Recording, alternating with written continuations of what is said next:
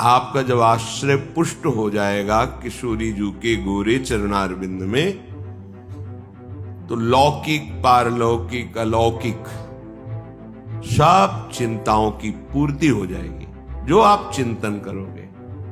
या भूल चूक हो जाने पर कोई पाप, कोई भयानक प्रारब्ध रोग, दंड, कोई भी उस पर अपना प्रभाव नहीं दिखा सकता। लोग क्या कह रहे हैं यह हमें नहीं देखना, हमें इस जन्म में भगवत प्राप्ति करनी। ये कोई भाग्यवानी ऐसा सोच सकता है?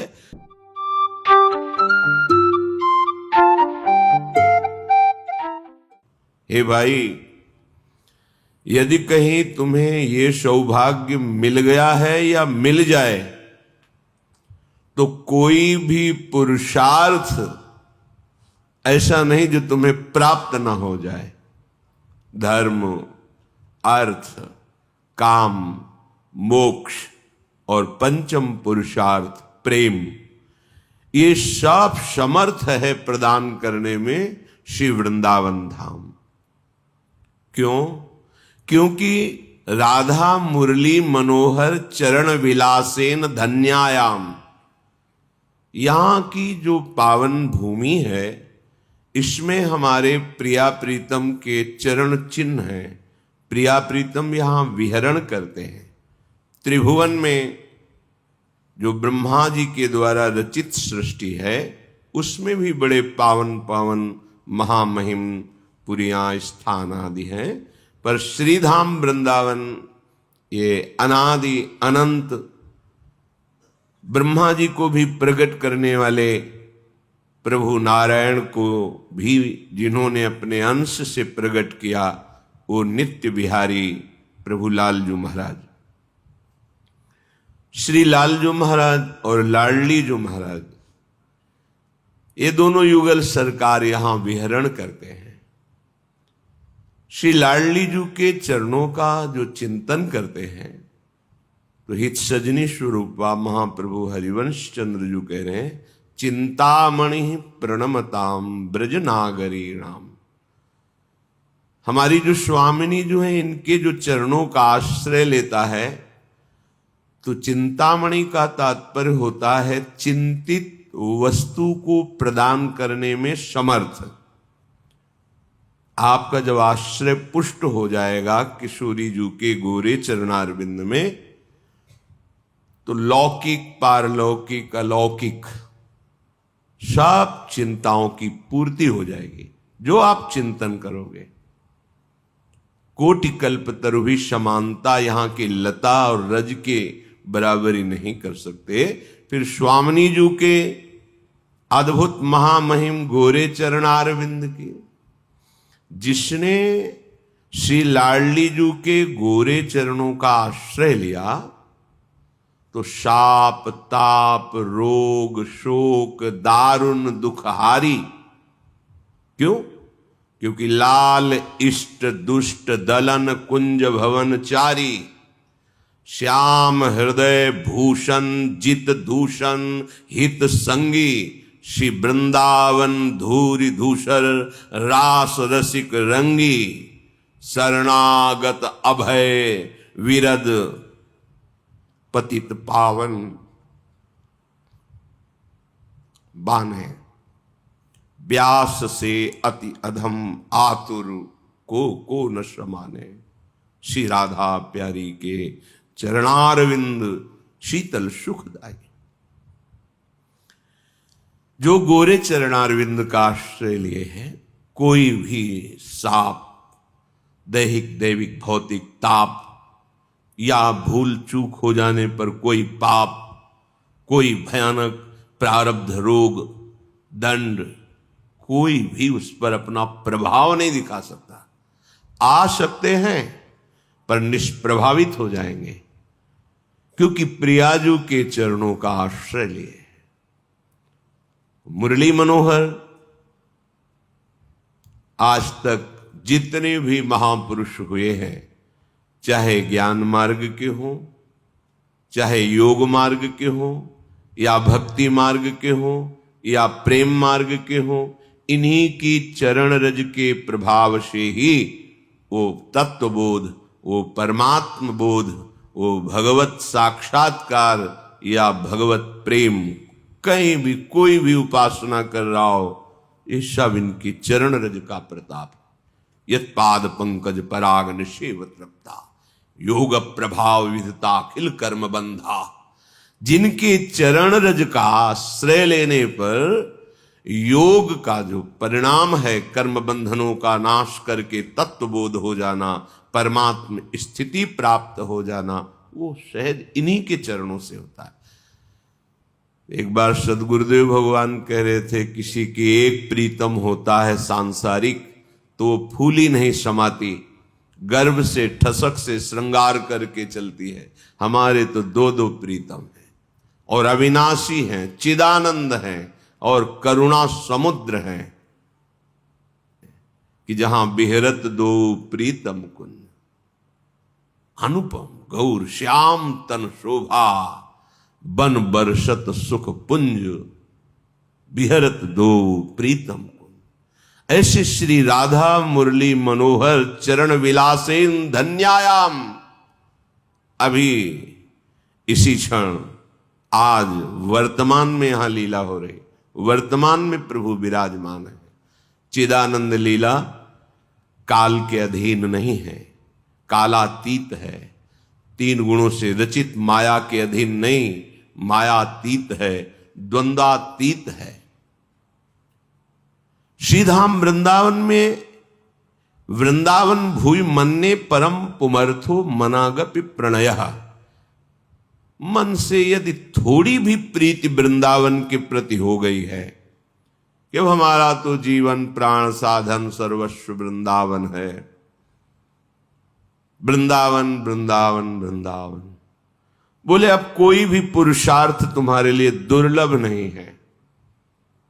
चाहे धर्म हो, अर्थ हो, काम हो, मोक्ष हो, प्रेम हो, जो तुम्हें चाह होगी, युगल सरकार के चरणारविंद की रज से युक्त ये रज ब्रह्मेश्वरादि सुदरूह पदारविंद श्रीमत् पराग परमाद्भुत वैभवाया सर्वार्थ सार रसवर्षी, सर्वार्थ सार रसवर्षी, समस्त पुरुषार्थों का सार प्रेम रस की वर्षा करने वाली स्वामिनी जी और उनकी जो चरण धूलि है, उनके श्री चरण पंकज का जो परागी रज रानी है, अद्भुत रजोगुण का नाश करके अद्भुत प्रेम प्रकाशित करने वाली, अहंकार का नाश करके दैन्य रस में स्थित करने वाली, धर्म अर्थ काम मोक्ष के भी प्रति राग रहित होकर अनुराग से युक्त कर देना, ये वृंदावन की महिमा है। इसलिए श्रीपाद कह रहे हैं, यदि वृंदावन भूमि मन्ने परम पुमर्थो मनागपि प्रणय, थोड़ा भी तुम्हारा प्रेम, थोड़ा भी तुम्हारा आश्रय यदि वृंदावन से हो जाए, मेरो वृंदावन, प्राण वृंदावन, सर्वस्व वृंदावन, अब हमारा तो लोक परलोक वृंदावन से ही है।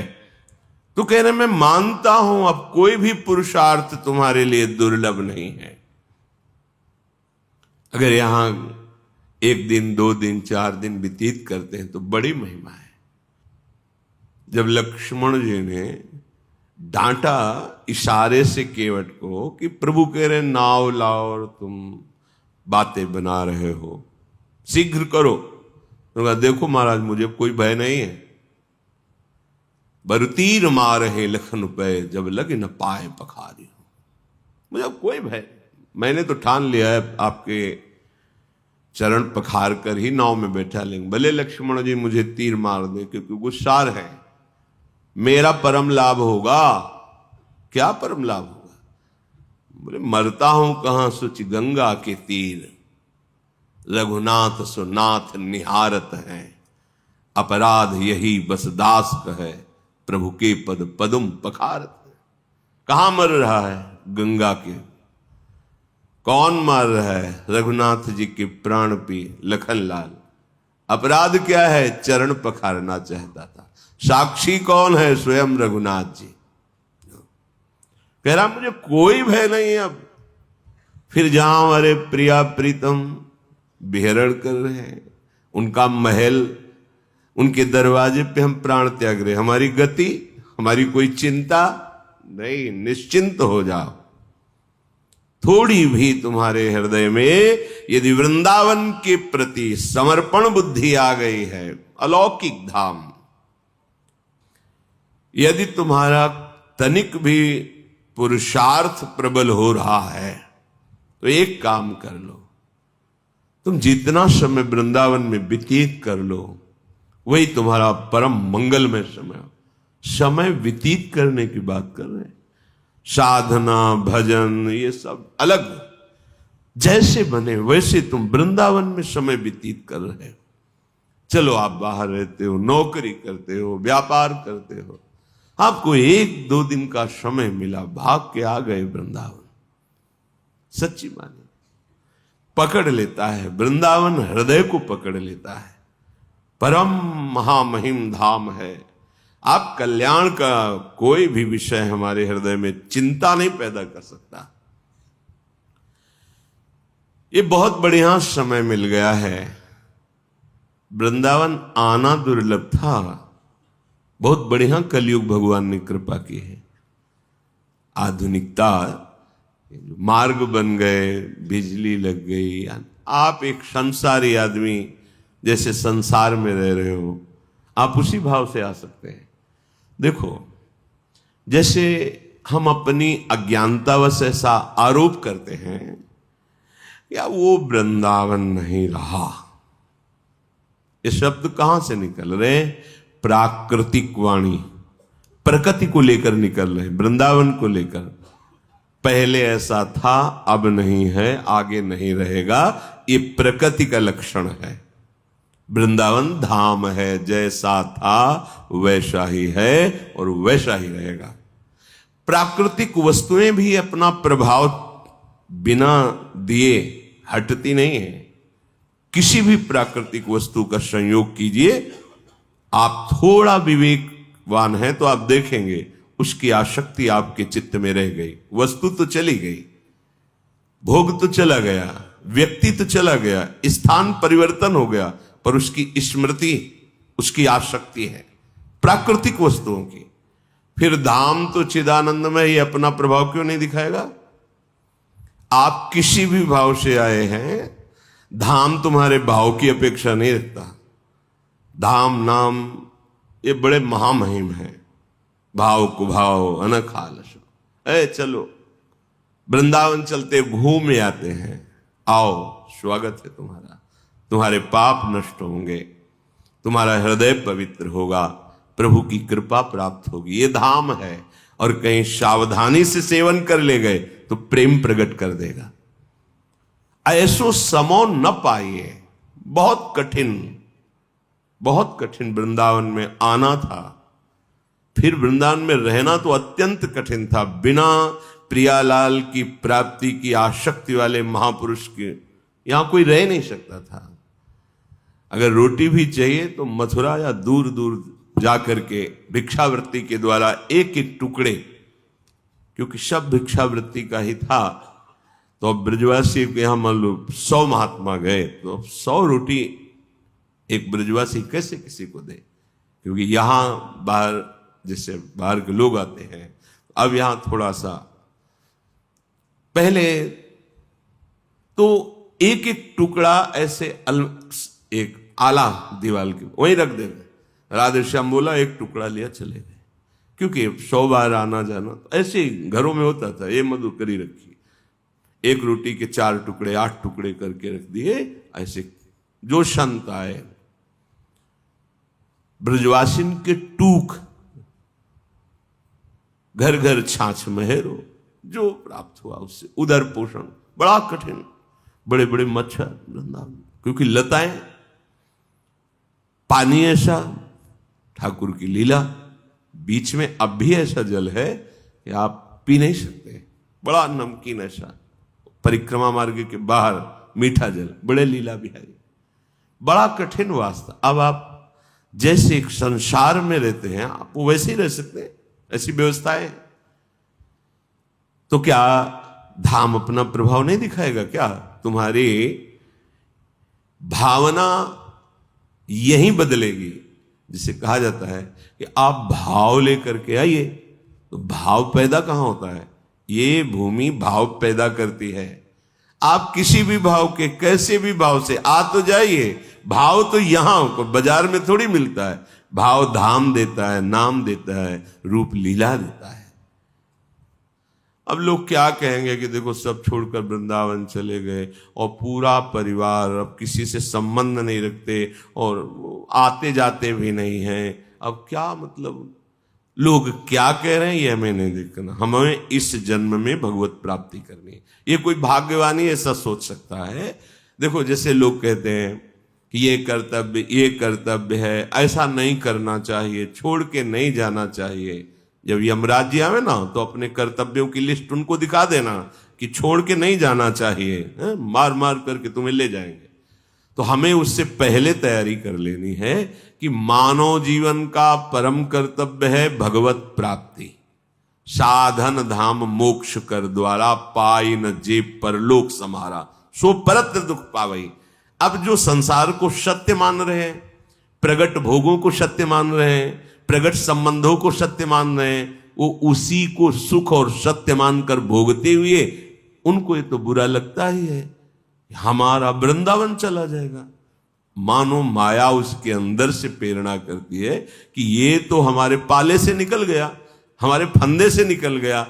अब वो आपका विरोध शुरू करेंगे और भावात्मक दबाव डालेंगे, संबंधात्मक दबाव डालेंगे।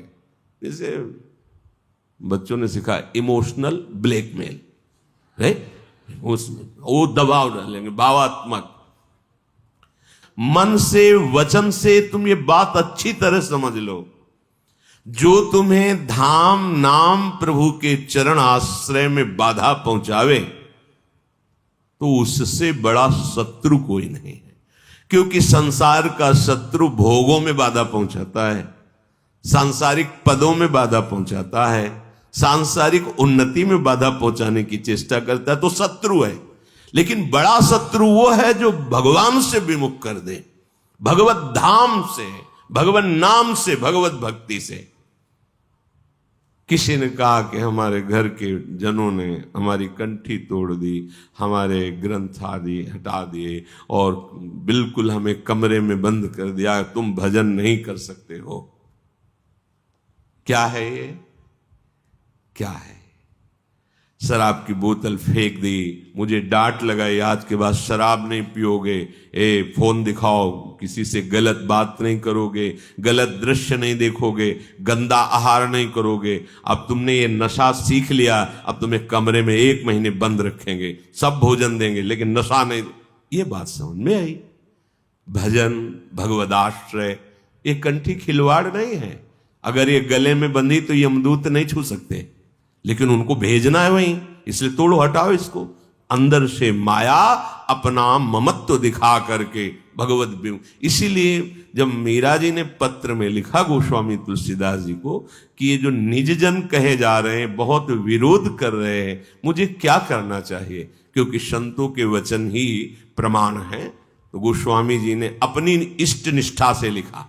मीरा जी की इष्ट निष्ठा कि गिरधर के भजन में निजजन ही बहुत विघ्न कर रहे हैं। गोस्वामी जी ने अपनी इष्ट निष्ठा में जाके प्रिय न राम बय देही, तजिए ताहि कोटि बैरिशम, यद्यपि परम स्नेही।